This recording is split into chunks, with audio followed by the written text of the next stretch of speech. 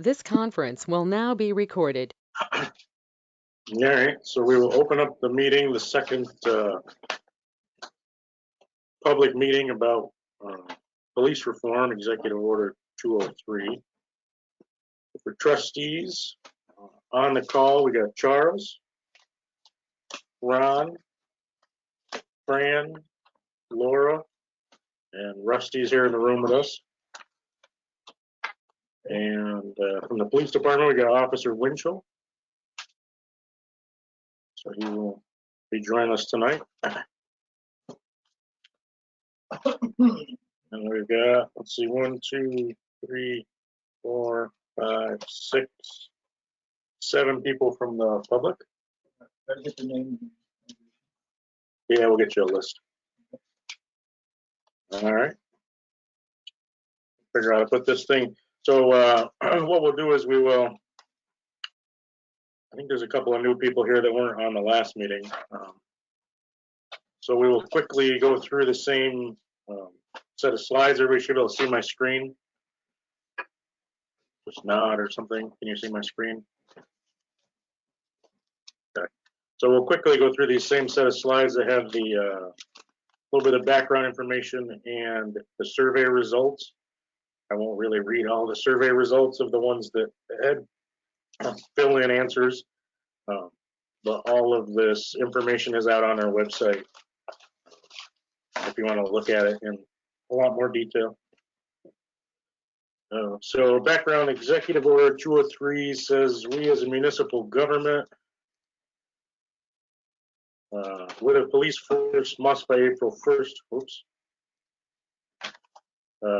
review our policies and procedures, promote community engagement, foster trust, fairness, and legitimacy, address any racial bias, disproportionate policing of communities of color, create a plan to modify any of the above based on input, offer the plan for public comment, ratify and adopt the plan formally. So those are the steps we have to go through by April 1st, which is coming right up. So the things we've done, we have reviewed the policies and procedures. We conducted a community survey.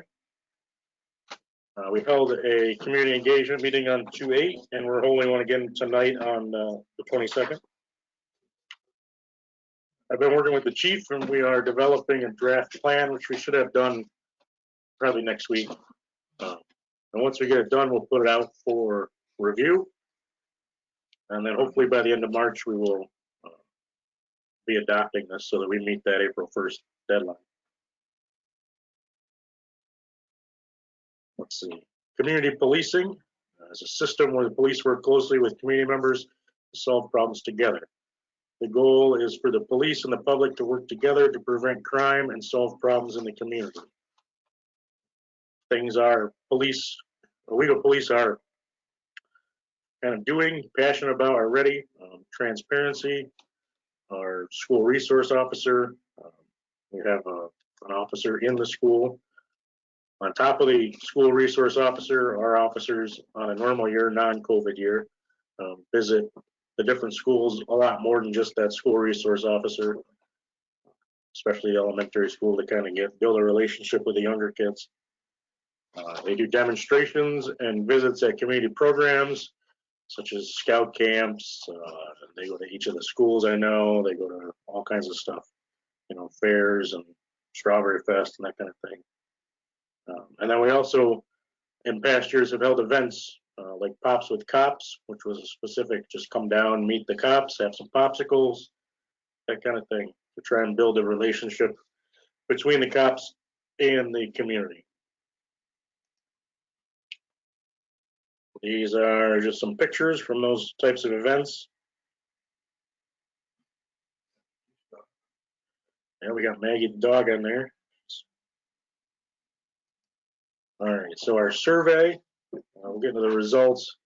We had 110 people take our survey. The responders, 68% of them were village residents, 37% work or own a business in the village, 11% are property owners of apartment buildings, and 77% of the people that took the survey have children. And let's see, we'll go through these questions. Like I said, the ones that are fill in the blank, I'll kind of pop up here and you can read, but I won't go into detail on them. Please rate your satisfaction with the services provided by the Owego Police Department. And as you can see by the results there, the majority of the responses were satisfied and above.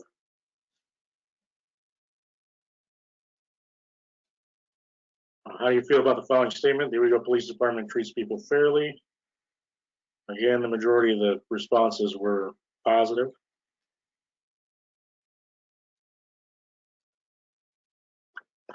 How do you feel about the following statement? The Owego Police Department does a good job fighting crime. Again, the majority of them were positive.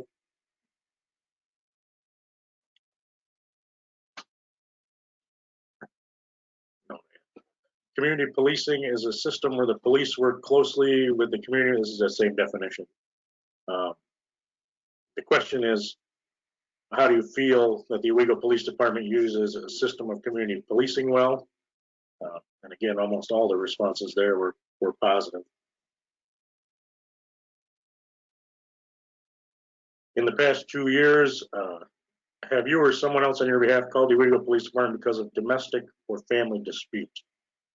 And of the people that took the survey, 92% said no.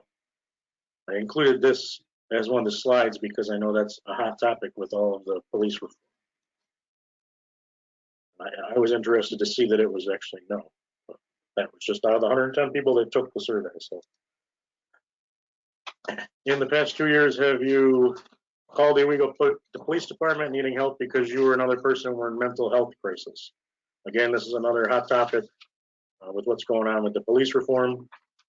Interesting that our survey respondents, 92% again said no.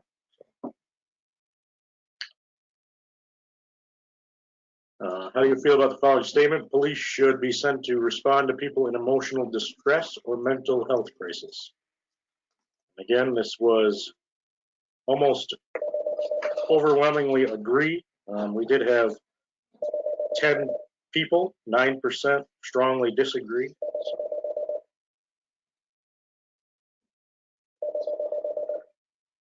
Sorry, the phone's ringing. How do you feel about the following statement? The police should be sent to respond to people with drug or alcohol problems or people who have overdosed. Again, this was very similar, and most agree. There was 6%, 7 people in the strongly disagree category. How do you feel about the following statement? The Owego Police Department treats people from all walks of life equally. This was mostly positive. We did have 12% in the middle that either agreed or disagreed.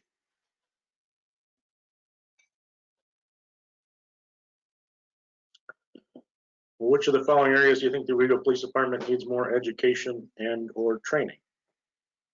And these were spread out across the board. The winner was none of the above, but the other ones were pretty fairly divvied out between understanding people's cultures, understanding of people's personal identity, understanding of people's backgrounds, communication skills, and then other. I did list all the other comments on these slides. Again, I'll kind of pause on them. You can read them quickly. I won't go through them. We went through them kind of in detail in the last meeting. This is all available out there on our website, so if you want to read them word for word, that is.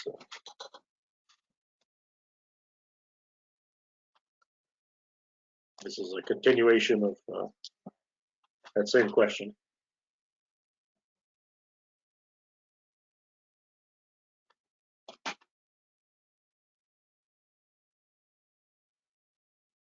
So this question was, what things do you think the Owego Police Department does well? And again, this was a fill in the blank. I'll just kind of leave this here. Maybe I'll pick out a couple to read.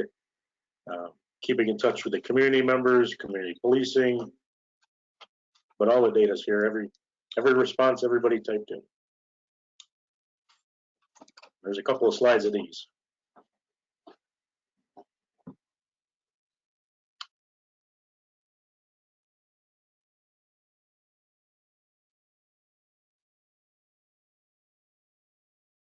I didn't fix any of the spelling. I didn't. Again, more of the, what does the Owego Police Department do well? Take care of the community, presence in the community. And then we have other comments like absolutely nothing. So.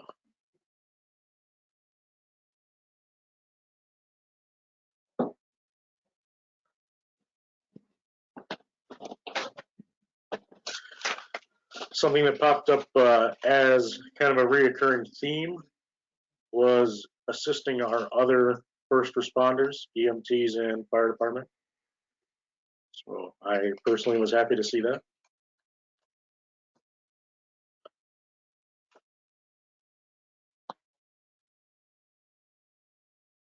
On this one here about people feeling comfortable approaching them.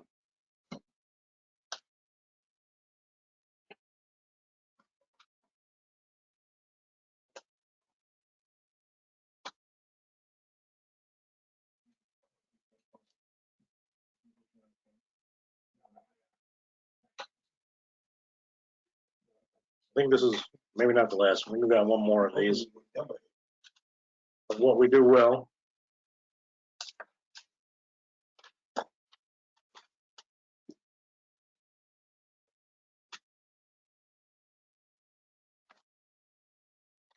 Here's the last one of what we do well. Next bunch of slides are what we could do better. Again, this is everything everybody typed in. It was a free form type question. And everything is here.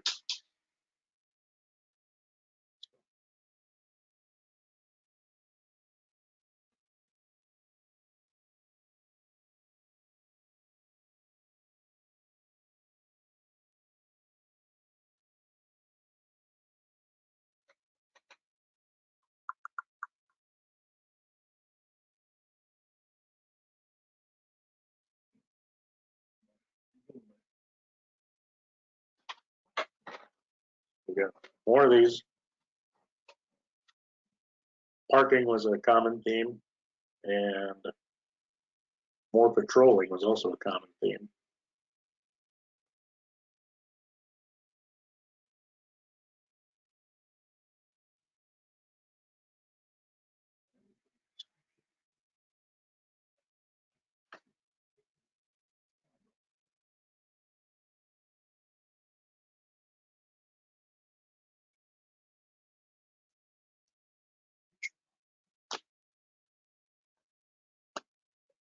Community watch, that's something we talked about before, but maybe we need to talk about more. Speeding was a common theme.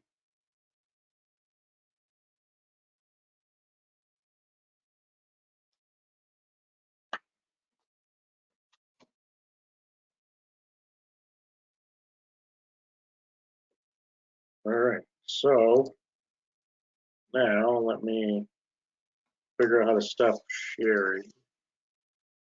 We'll see who we got. A bunch of people joined us while we're going through the slides. So my question is, we had sent out invitations to a bunch of groups, and do we have anybody that got an invitation on the call from any of the groups? I don't see anybody.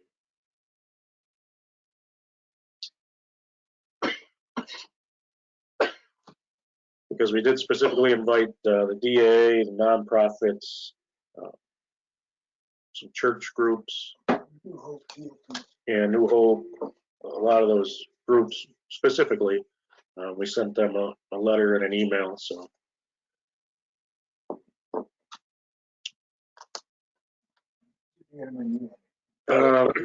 I'm Fran from A New Hope. I'm glad to be here.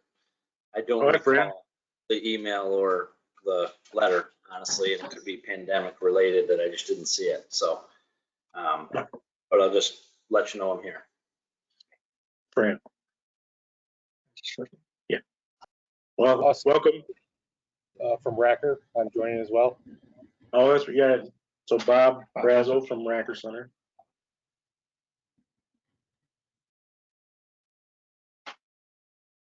So I guess, do you guys, as those groups, have any comments about the Owego Police Department? Let's start with you guys.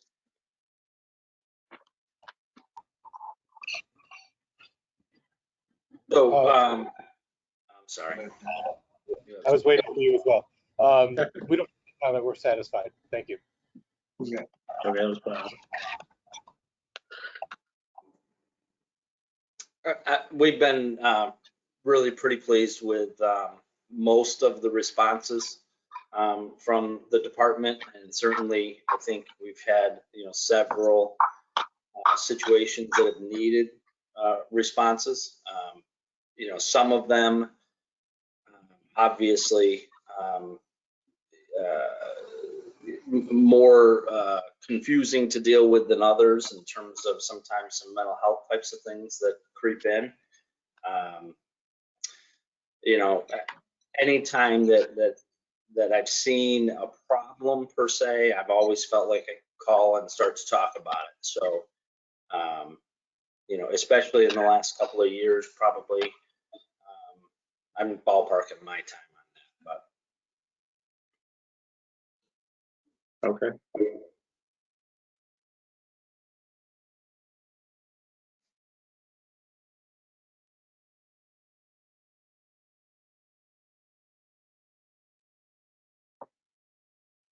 All right. Anything else, Fran? Are you good?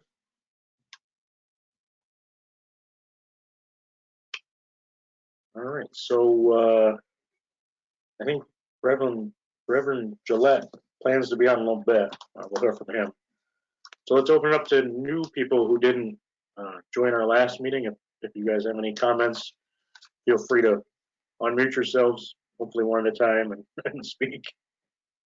Just state your name, who you are, and what your comment is.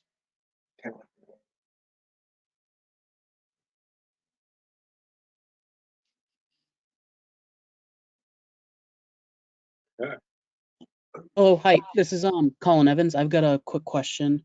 Did you collect any demographic information of who took the survey? We did. I didn't share that, but yes, it's all in the survey results. And are the survey results publicly accessible? Yes. Okay. I have a question, Mike. Hi, Irina. Hi, how are you? Good. Good. There on the slides that you show where there are less than satisfactory, A second. Thank you. say there's 9, 10, 12, 15%. What efforts are being made to address those, if any? I'll turn that one over to the police department. Chief's not with us tonight, but Officer Winchell Yeah, is. Mike, I'm on. Oh, okay. Chief is with us. I'm on audio only. Sorry, I had a video issue and I couldn't log on, so I just did the phone call. But there was a phone ringing in the background and I didn't hear what the actual question was.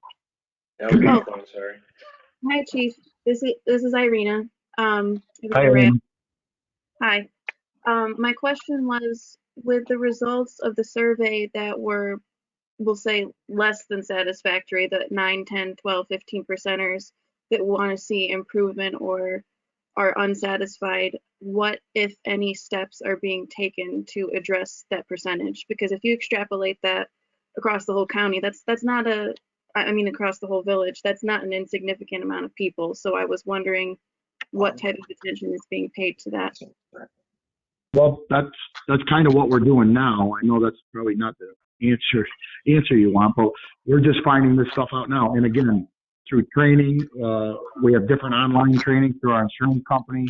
I have online trainings right now that I'm looking at through the International Association of Chiefs of Police, and stuff like that. And obviously, I've opened my office to you also. And Yes. Anybody can call my office at any time and leave me a voicemail or get a hold of me if they have other issues like that, and we can address them. But mostly everything is being addressed through training that we can. Okay. I have a follow-up question to that. I was able Sure. to meet Chairwoman Sauerbrei last week on the county response, and she said that if the community were to organize an ongoing committee for feedback on police reform, since it's such a dynamic concept, that she would be willing to attend. She says she does not have the time or the energy to run a committee herself, but that if it were to exist, she'd participate. And I was wondering if you agree, would you be interested in participating in an ongoing dialogue, since, as you say, stuff like this comes up all the time, but it kind of trickles in. And Yeah, you'll see in our final, when we do our final draft on everything that is going to go out to be, looked at by the public and adopted, there probably is going to be something like that. I don't know how often it will be yet, but we may be looking at quarterly or biannually and do something like that where a certain group will get together. Obviously, it won't be, everybody. It'll be probably an invite thing because it would be too chaotic to sure, but there will open up. be representation, right? Not just kind of in-house law enforcement, local government. No, absolutely. It would be people from the community. That is awesome, because anything is better than nothing. So that's really, really great to hear. Thank you. You're welcome.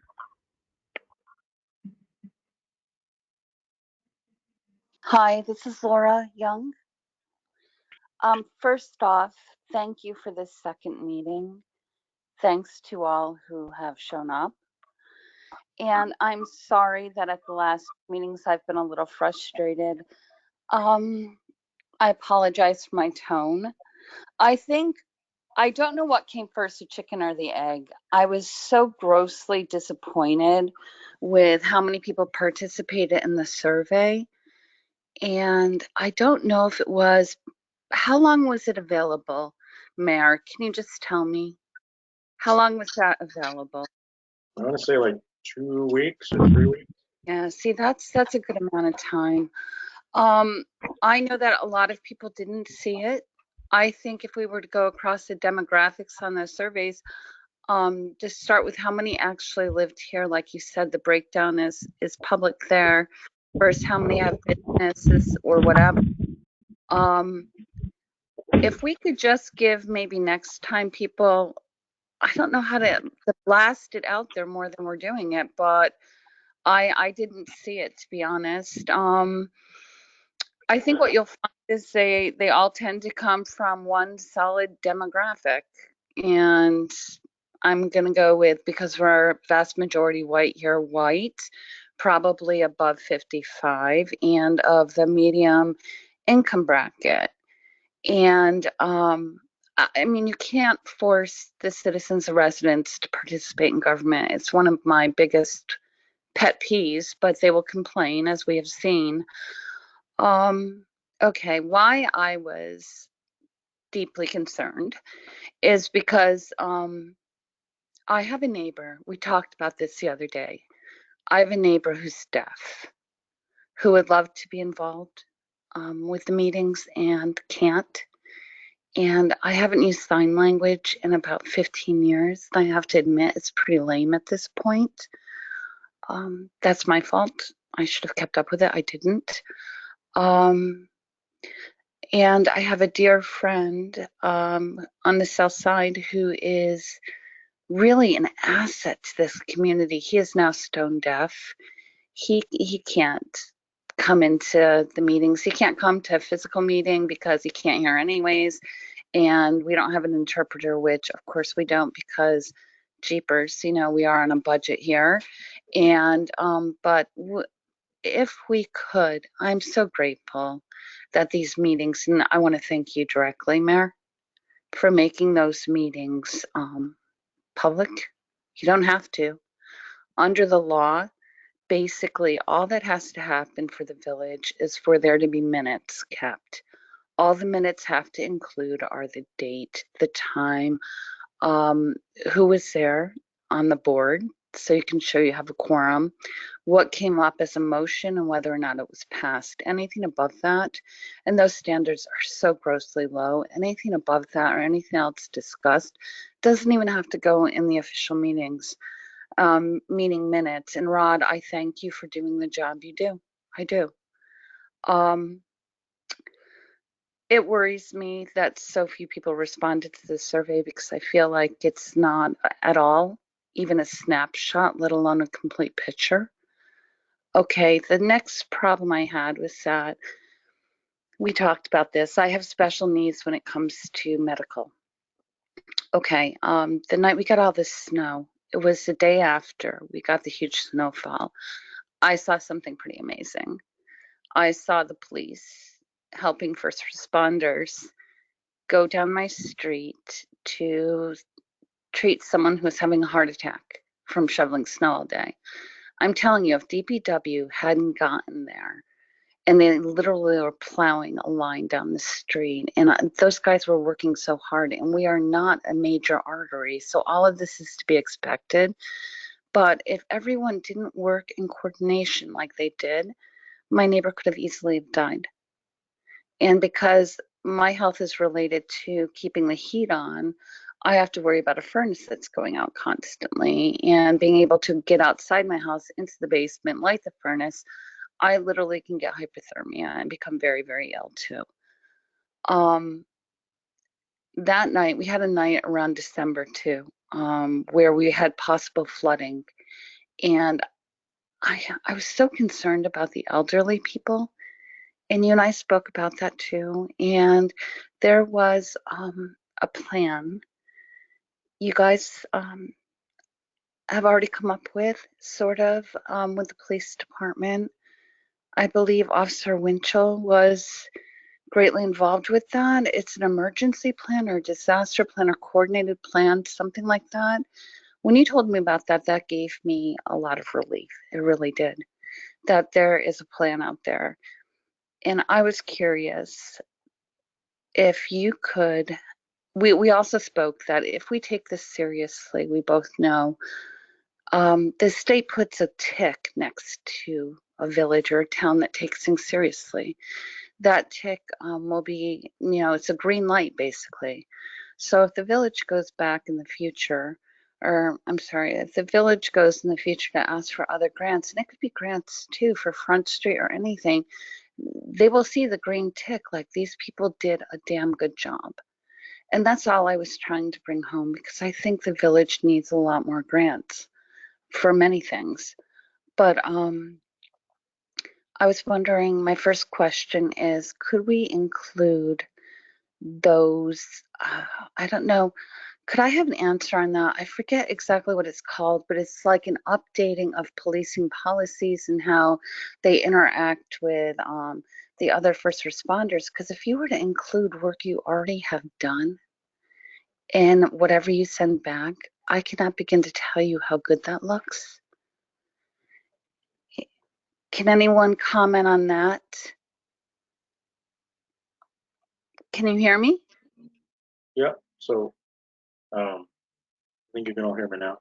But yes, that is, Mike, can I take that? yeah, for sure. So in the last 6 months, we've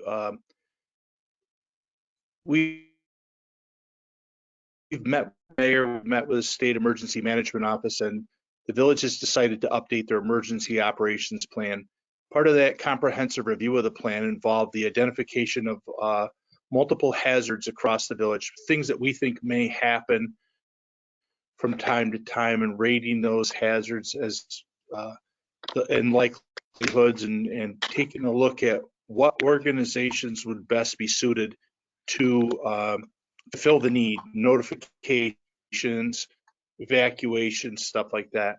So the new comprehensive plan has a multi-agency approach between our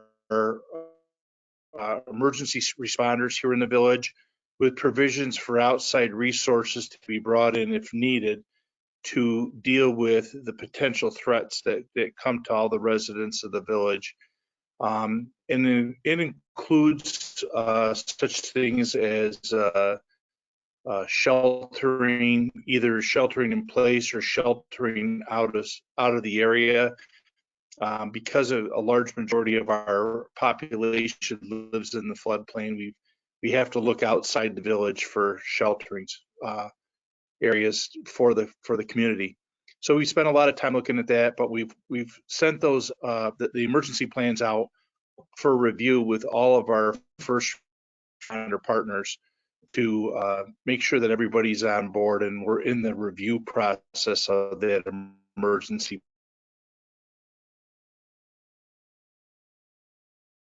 Okay, I have a suggestion, and it's not new. It's I don't believe in recreating the wheel.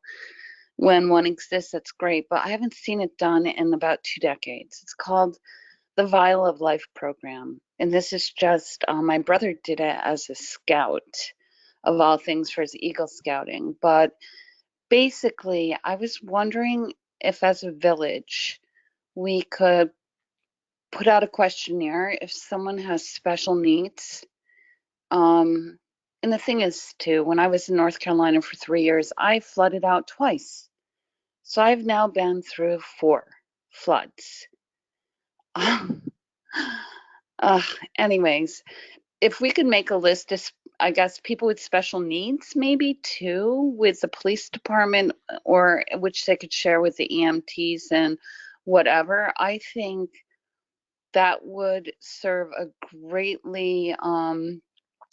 thing to help get to people. Some people are on oxygen tanks. We have a very diverse community.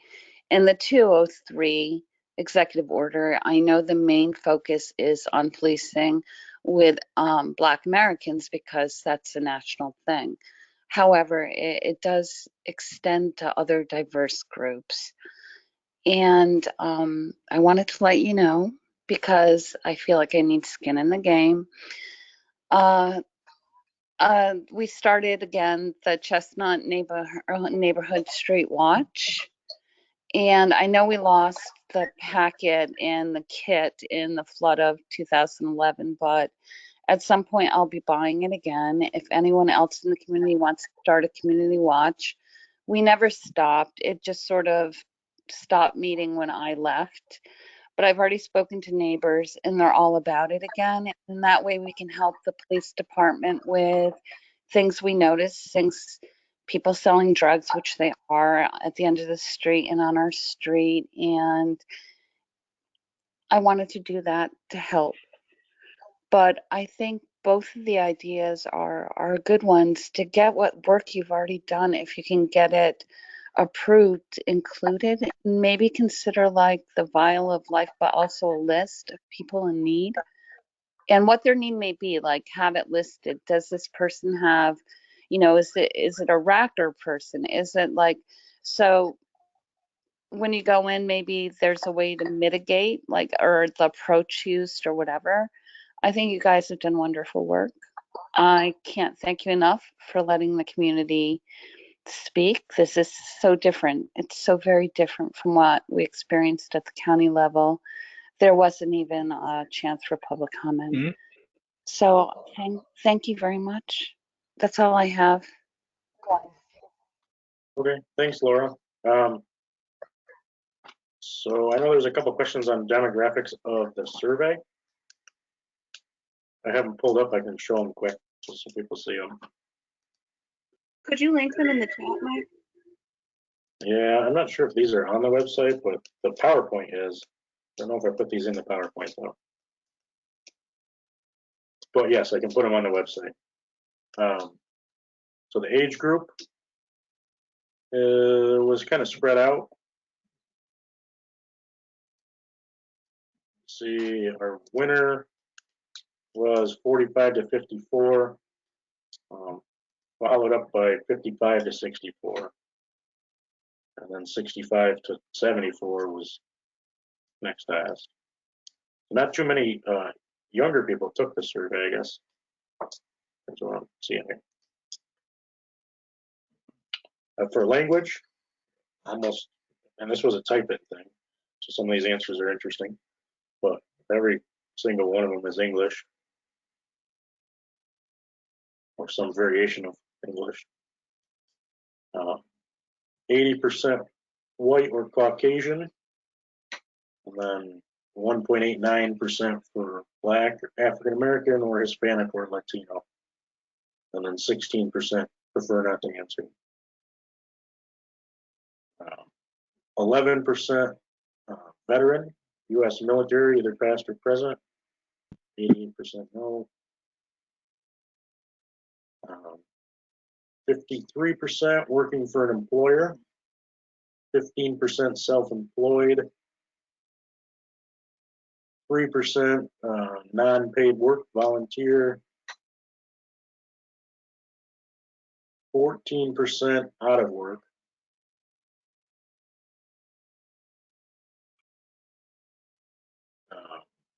75% married.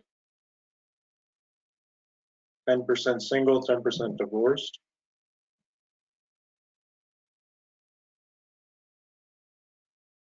I won't show the names.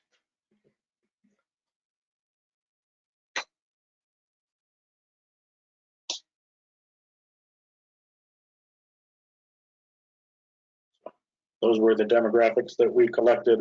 They were the same demographics that the county collected. I can't say whether they shared them or not.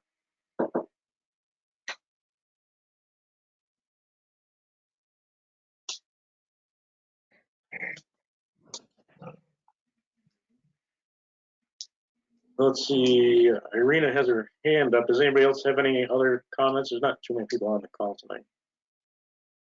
I had a question. This is Sarah, by the way. Hi, Sarah.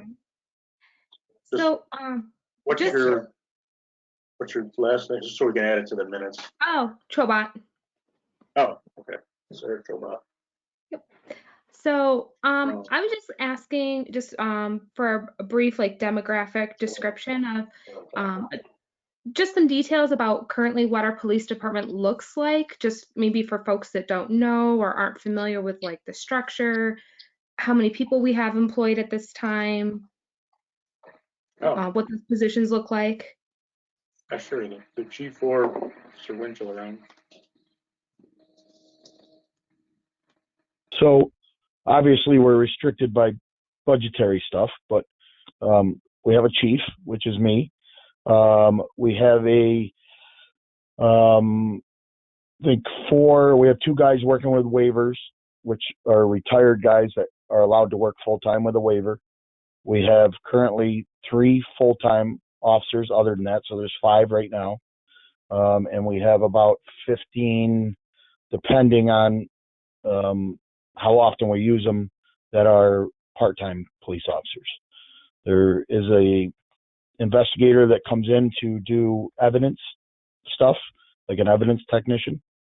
And one of our full-time guys, unfortunately, due to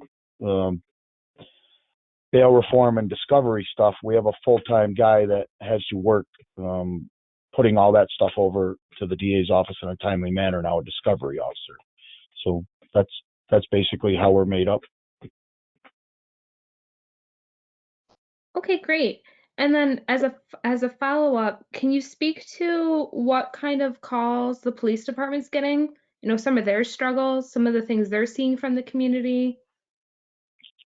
Well, we obviously we deal with every calls that all these agencies are doing, from domestics. And I'm sorry because I had a family issue, so I'm not in my office tonight, so I don't have the stuff I would normally have with me.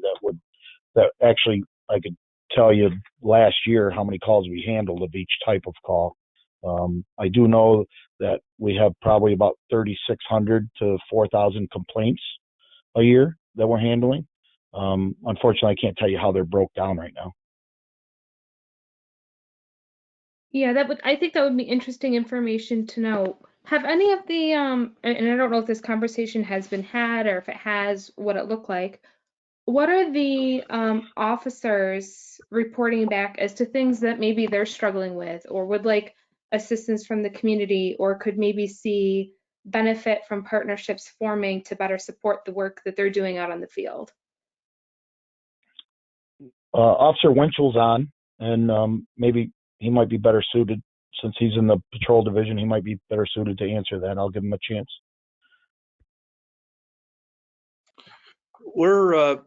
Some of the things we're seeing a slight increase in the domestic violence and mental health aspects of policing. Personally, I feel one of the struggles we have is with basically the outsourcing of the mental health community from statewide cutbacks. We're dealing with a lot of people that need a lot of mental health resources, things that need to be done at the social work level or beyond. So we've been reaching out a lot to adult protective services, to social services, to the school districts, and even the church organizations, trying to get counseling services and other things to help these people and to put them in contact with the resources that may provide best for their needs. It's a struggle because a lot of these agencies are overwhelmed right now with the COVID reactions. So we're finding it hard to get follow-up. We're aware of some of the few people that have posed a danger from the mental health aspect to the community, and we're trying to make contact with them and work with them and make sure we try to.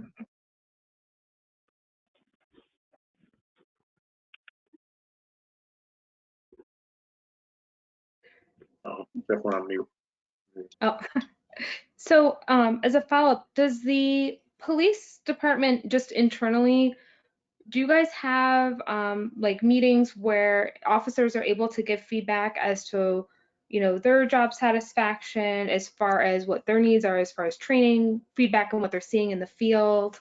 Because I could see that, you know, as Irina kind of pointed out, as an ongoing dialogue to pair that in with maybe some information from the community so that, you know, officers who are out there in the field doing these jobs are able to feel heard and to really branch and kind of build partnerships with other agencies. Like you mentioned, mental health being one that came up. But I'm sure there's other things in there as well.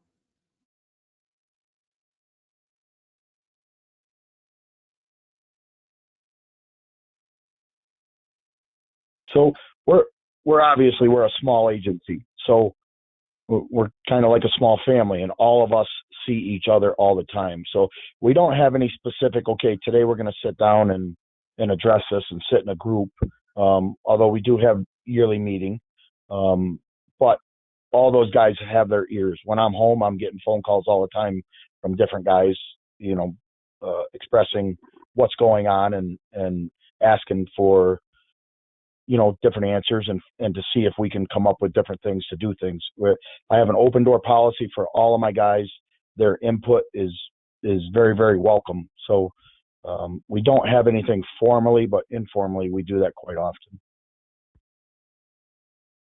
Yeah, because I think, I mean, I think this really is a great crossroads to open up a communication both with the police department, but with the community as well. And so that would involve internally with the police department within itself, but also allowing an interaction and interface with the community at large. I think that's the only way to rebuild these relationships. Yeah, go ahead, Irina. I'm so glad that you brought that up, and I'm really excited that someone other than Laura or I have brought this up, because I think it's a really exciting potential. So we have Laura Young, who recommended kind of formalizing the community watch. We have existing community outreach from our village police department to multiple first responders and local communities.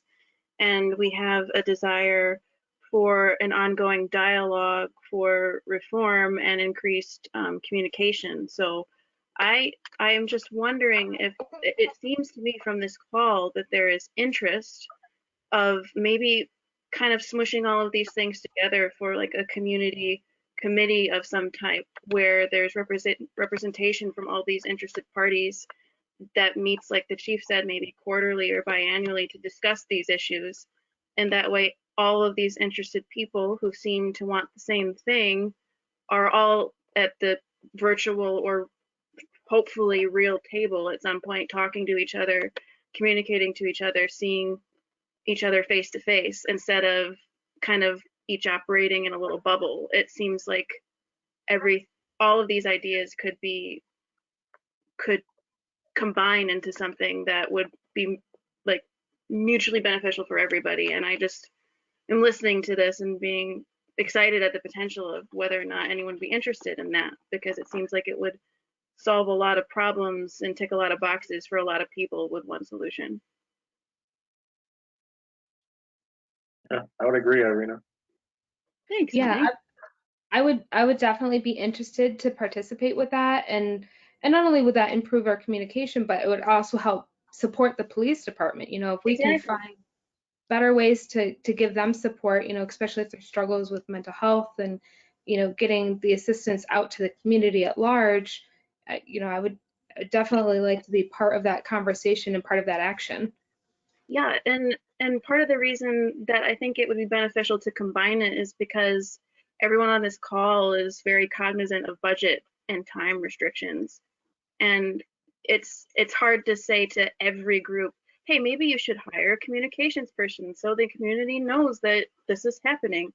But if it was one committee with representation of all of these, and that was what was publicized, so all, to say 4 of these interested parties are visible, like then you have one source for all of this visibility instead of hiring and paying for 5 different people, if that makes sense. Like all of this could be more visible to the community because it would sort of all be happening in like one space. Does that make sense? I had something to add. I know that we're getting an additional 3 officers. This board was amazing at getting a grant. Chief, can you just expound upon that? How much was that money for again? And where are we in the process of that? Has the grant money come through? Is it for 3 full-time officers? Can you explain that to Sarah? Because that's a huge addition to our police force, full-time police officers. Can you explain that, please? Sure, I can give a little bit on it. The grant was for, and we filed for an exemption. All other police departments in the country that got this grant, the only one that I can see that got the exemption was us, and that everybody else has to pay 25% of each one of those officers for each year and continue their salary for a 4th year. We were able to get an exemption, so we got the full amount for those officers and their benefits for 3 full years per officer for 3 officers. At this time, we have only hired 1 officer. The new list has just come out from the county with other recruits on it, and we'll be moving forward from there. Not sure how quickly we'll be moving forward to hire all 3, but it's something we're looking at right now. Thank you. Hi, I have a quick question. Hi, For Wendy. the mayor, well, or for Chief Kennedy. So what happens when that grant runs out in 3 to 4 years? Does the village acquire that cost, or do we try to replace the grant, or do we not look that far? No, we're looking that far, and we're working on it, and that may be, part of the stagger process here of picking up these officers. But the village will be responsible for that officer for year 4, and only year 4, unless the village wants to continue and is able to continue.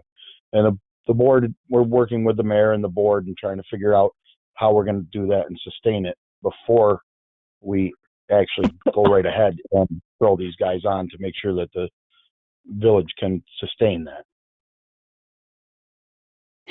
Can you tell me exactly where the grant came from? Was that the DOJ, Department of Justice? Where did we get that grant from?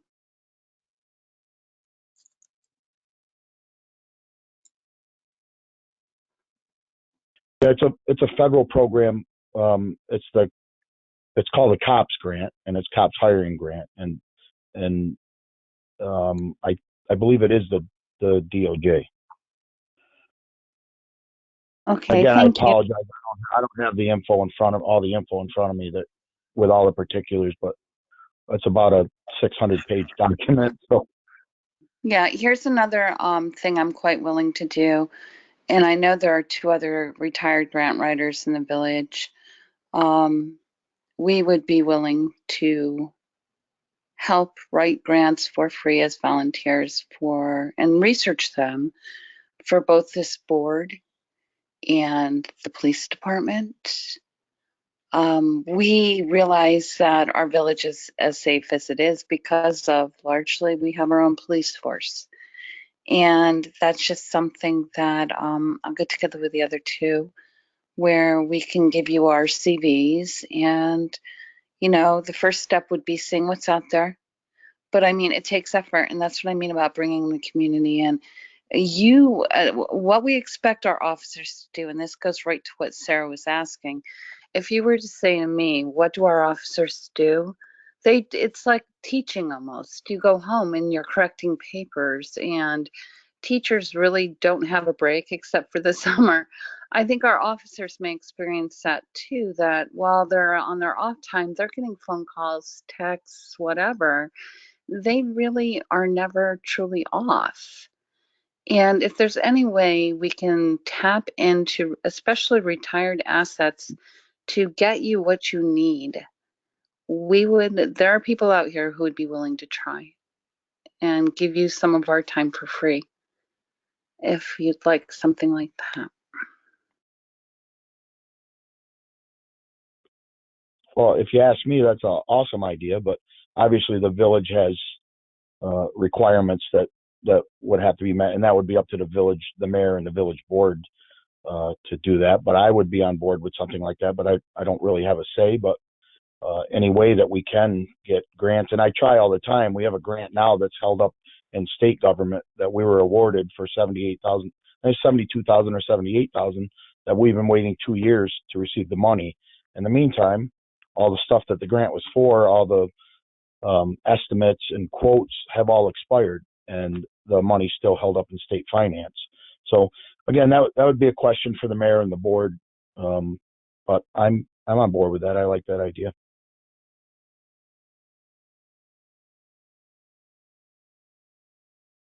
Yeah, and just to go back to what Jeff was talking about with the mental health providers, I know that that's a challenge not only in and probably addressing the community directly, but and I hear this from, human services too, the amount of healthcare, I mean, the state of our healthcare as a larger issue is largely playing into that, accessibility and availability of resources to individuals in need, um, especially in the mental health capacity, is really challenged right now. And it was before, and I think COVID has just exacerbated things. And now we're really seeing, things that maybe were kind of cracked are now getting to the point of crumbling. And I think this is a great point to try to see what we can do to strengthen those systems and get those supports so that there can be, for lack of a better word, a better handoff of, services and connection, stronger connection, so those things do happen more smoothly. And so police officers are spending less time having to deal with those issues and maybe some of the other things that the community would like to see. Walking, I saw in the survey there, Mike, that you had, people were looking for physical presence, seeing police walk down the street, that kind of thing. But yeah, the mental health issue I know is something that is affecting the community at large, and not just our small community, but like the nation as a whole as well. We have a vast shortage of mental health providers and healthcare providers right now. Mayor, I have one comment on that. In returning this to the state, is there any place in it where that's addressed? Basically, I know now one thing we could help our police officers with is coming up with an actual list of 1-800 numbers or 188 numbers that New York State as a whole has for and people having crisis with COVID, and they're talking to sort of a therapist or something online or on the phone. I know they exist. I just don't know how many officers know that, but it's not the same, obviously, as someone who is having a severe crisis and needs to see someone. But in a way, I think the governor also needs to understand that actions taken by the state over the last 10 years have directly resulted in us having diminished any sort of capacity really to deal with the mental illness that was already present, let alone the new COVID connected stress and things like that. Is there anywhere in the document you're submitting back that that's really noted? Because perhaps they don't realize just how dire the need is here. Yeah, I'm not sure honestly, but those are good comments for sure. Mike, could I make a comment? Yeah, go for it, Fran. That's our Fran. Well, with listening to everyone here, I feel that most of the trustees on the board are, we do a lot with the different, our commissions. Possibly, maybe the mayor could appoint a community policing committee, or I don't know the exact term, but to help with taking care of like an annual community meeting and coordinating needs with the community and the police department, and helping with the grants and that sort of thing. Yeah, I was talking to the chief earlier about that, Fran. Well, that would be something really good to have in our this report to Albany, that we're doing this. Yeah, I agree. Anybody else? Let me just address the state to local resources. I'm going to say I can't speak for the mental health side of things, nor the substance abuse side of things, although I do sit on the local mental health subcommittee and the community services board, so I know that there are some things that have been happening that they've been doing internal in Tioga County to, I think, make improvements to the mental health resources. But I'll speak on the domestic violence, sexual violence victimization side of things that have been involved at the state level for several years. And, through COVID in specific, with domestic violence in particular, they recognize the need for the people to be able to reach out. And they promoted the statewide hotline, and it's a problem. Don't quote me and go to the New York State on that, please, but people need local resources, and that's where the energy needs to be put. So, putting the local hotlines, the 4,000 for mental health, the 6866 for a New Hope Center, those are the resources that people need.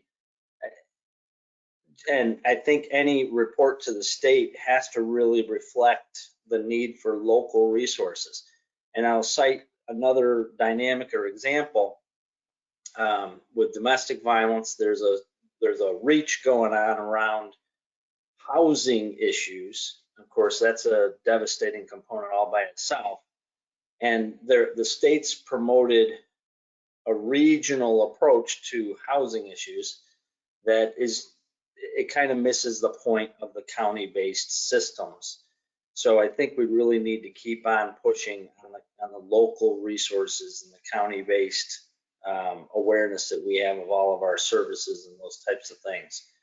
So any report to the state, I would just encourage local, provide the resources for the local. And the last thing I'll say, and I'll reach out to the chief tomorrow or the next day, we were able to secure it's federal money through the state for work with law enforcement and district attorney's office to help facilitate a little quicker connection of victims to our services. It's just started and I'm just getting some of the protocols down, but I'll reach out to you with a couple of thoughts and ideas and ask for your feedback as well. I just wanted to add one more thing. This is Laura again. I just saw an advertisement that the health committee, it's looking for a volunteer right now for the county. There's an opening. Now that's something that I'm physically not able to help with.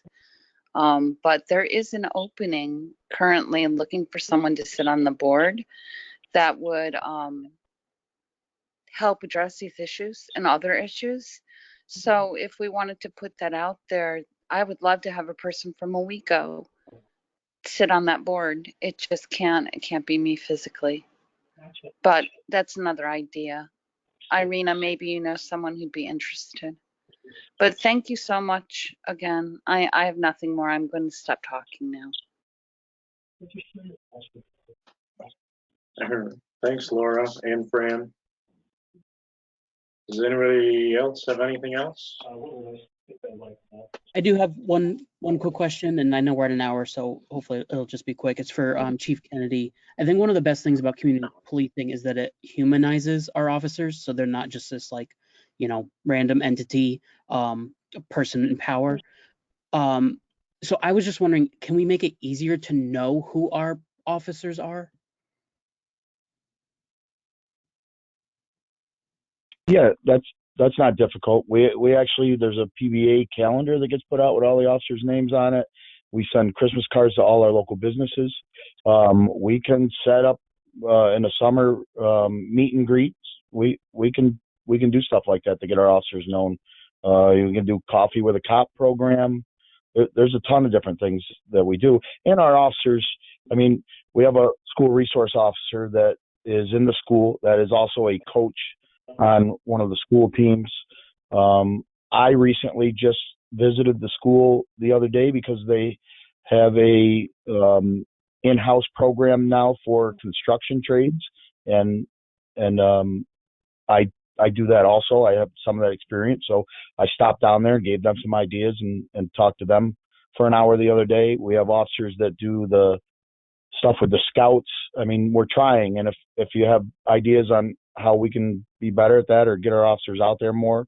Obviously this weather's a little difficult and our staff to be able to get, guys on a constant downtown walk now or something like that where they're going in and out of the different businesses. But if you have ideas, I'm open to listening. Awesome. Thank you. Just one more thing, Mayor, this is a perfect example of a way you can put right in how you respond to the state. Yes, I'm with the chief, local. But the thing we could do is maybe on the official village page, we could have, at least for our full-time officers, their picture, their name, short, biography about them, what they like to do. And I would definitely include all of these things about the meet and greets, the coffee with the police, all of these things that we're already doing and maybe can do more of. I swear to you, it's such a great thing to have in that report. It really is. And I'm really going to be quiet now. Yeah, I thought the same thing about the website kind of stuff. I'm going to chime in really quick, but it sounds, from what Laura said and, really building relationships between our police agency and our community at large, but to kind of parallel what Fran was talking about, having local resources. And we often talk about accessibility and capacity, are the resources available and can people use them? And one thing I'm just going to point out, like about the survey, is that a survey is great, but we as Tioga County, as a whole, and this would include the village, of course, is that we have a lot of people who don't have internet access, a lot of folks, especially that are 60 plus. And so their information isn't going to be captured on a survey because they don't have accessibility to use a computer and they don't have the capacity to take a survey using the internet that they don't have on a computer that they don't use. You know what I mean? So I don't know a better way to try to include those people in these types of conversations, you know, and maybe that's something that can happen later down the road by keeping this dialogue open and hopefully being able to move back to face-to-face type meetings. But I think that really just drives the point home of having local resources that are available and accessible. And I think that's where a lot of our pass off between agencies fails, is that those resources either aren't available or aren't accessible for whatever reason. You can call, I'm sure Jeff could speak to this, you can give a person a hotline number, but if it's not meeting the need, or if it's not meeting the person where they are, is it really going to help them? And there's probably going to be multiple calls of that nature happening repeatedly because you address the symptom, not the actual problem. So, but yes, local resources would be fantastic. Yeah, I agree. No. Let's see, do we have anybody else? Any other comments?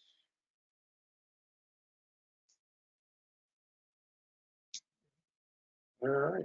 Well, thank you everybody for joining. And we will keep you posted on the plan. Obviously, we have to put that out for public comment, so that will be the next step, I'm sure. Hope everybody has a good night, and thanks for joining. Thank you. Thank you. Thank you. Everybody stay safe. You too. Yes, thanks, Mike. Thank you. Have a good night, everyone.